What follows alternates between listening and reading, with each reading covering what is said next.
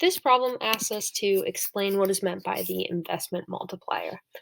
All right, so what I have here is just written out the equation of GDP, right, in the aggregate expenditure model. So we have GDPY is equal to consumption plus investment plus government spending plus net exports. All right, so what I'm going to do is just model sort of the rounds of increasing GDP that might happen from just one simple addition to investment. All right, so let's say that we have an increase in investment by 100, so plus 100. So what that's going to do to GDP is it's going to increase GDP by 100.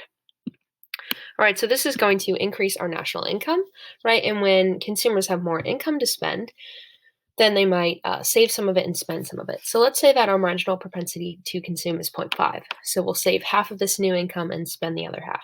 So now in the second round, from this increased GDP from investment, I'm going to increase my consumption by 50. All right, so then what this does is this is going to increase GDP once again. So now we are adding 50 to GDP to make that even.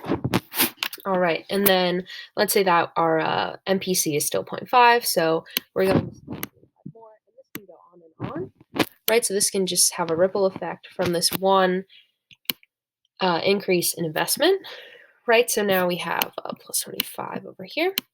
And so overall, just from these two rounds of increasing consumption from this investment to GDP effect, we are getting a total increase in GDP of 175. And so even though we only invested 100 more, in the end, due to this multiplying effect, we are actually increasing GDP by 175. Oops, I did not mean to do that strange shape. Okay, by 175.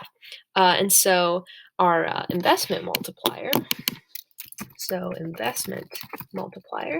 is simply just equal to how much more GDP we get, how much more an increase in GDP we get from an increase in investment, right? So we're just going to divide GDP by investment, so 175 over 100, and we find that the multiplier is 1.75.